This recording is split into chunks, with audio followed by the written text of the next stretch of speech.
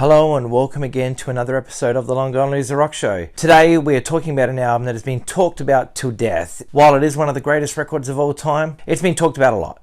Everyone raves about this record. Every time there is one of those best punk rock records of all time lists, it's always in the top 5. I'm talking about the debut album by the Ramones. The Ramones' debut album came out in 1976. We all know this. This is facts. This is history, whatever. This pressing came out in 1978. Now, this is the third Australian pressing, and there were two versions before it. There was just your standard World Record Club, and then there was just your standard, release on Philips Records.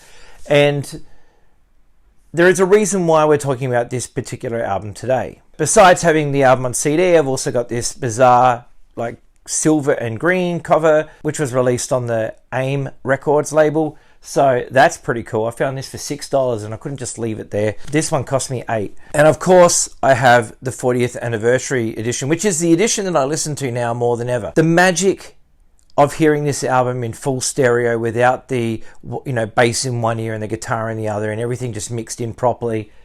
Wow. I didn't think you could better this record, but it's happened. And this is the edition that I listen to now.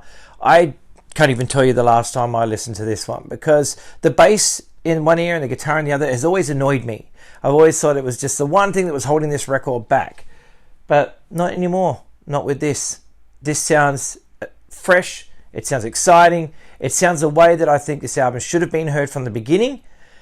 And hopefully people who hear this now won't sit there and think that this one sounds kind of primitive, because I did hear someone say that once where, I asked them about the Ramones' first album and they said, it just sounds kind of dated.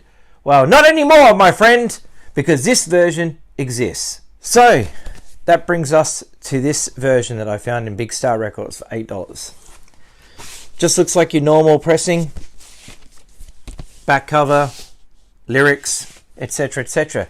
What makes this one stand out, though, is the credits. The credits on this record make no sense whatsoever. Now, when it comes to who played what on the very first Ramones album, it did get exposed, I guess you could say. I don't know that's the right word to use, because on here it just says it was written by all compositions by the Ramones. But on the DVD of The End of the Century or whatever it is, you can hear Tommy talk about who wrote what on the album. And little did we know that this album was actually not written by any of the Ramones at all. It was actually written by Mr. David Byrne. Yes, David Byrne, from that band, The Talking Heads. So you're probably sitting there thinking, you don't know what you're talking about. How dare you disrespect the Ramones? Well, my friends, I have proof that David Byrne wrote this record, and it's right there, written on the label. Have a look at that. All selections written by David Byrne. With the exception of Let's Dance, of course. But there you go. It's there in print on the label. Okay, all jokes aside, I have no idea how this pressing happened. Of course I know David Byrne had nothing to fucking do with the Ramones, so stop pressing caps lock and getting ready to start yelling abuse, because seriously, I know, I'm not a fucking idiot, alright? But anyway, I would like to know how this error happened. I get the feeling it was probably a joke.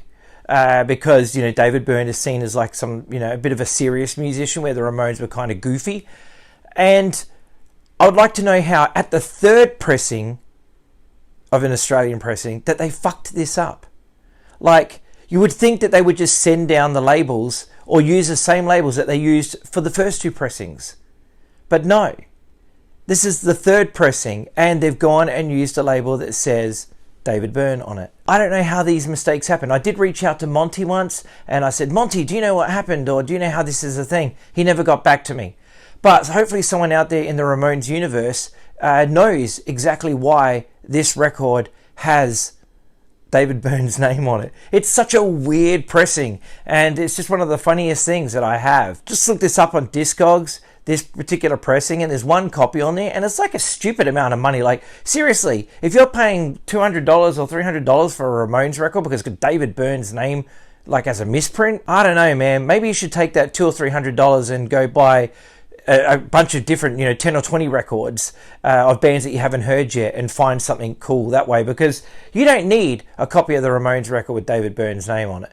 I mean, why would you need it? Unless you're a die-hard Ramones freak like me. But anyway, I don't know why this record has his name on it, and I'd love to know. So please, somebody in the Ramones universe, let me know why this is a thing. Like, if you know. Like I said, I just think it was possibly a joke that someone decided to play. Like, oh, wouldn't this be funny if, you know, David Byrne was writing Beat on the Brat and now I want to sniff some glue instead of writing Psycho Killer and burning down the house. So yeah, it's cool, it's funny, it's goofy, and it's the third Australian pressing. So the whole reason that this happened is a mystery to me, because I would have thought that they would have just used the same labels that they used on the first two pressings and just reapplied them to the new batch. But nope, that didn't happen. Someone decided to play funny buggers and added David Byrne's name. So there we go, my friends. Thank you very much for watching another episode of the Long Gone Loser Rock Show. I know this one was a quick one and it's kind of silly. I do have tons more videos coming. I just need time to edit them.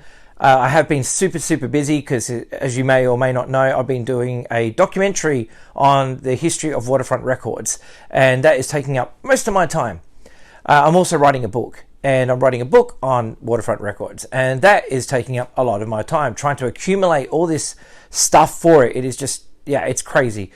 But there is tons of videos that have been done, and I have so much cool shit coming for you this year. So strap yourselves in if you like, and you want to learn about, you know, or just hear about records, because shout out to my man probably watching this video right now with his upside down Power Peralta logo, because I am stoked, dude, that you found out about Righteous Pigs from this channel, because Righteous Pigs are awesome.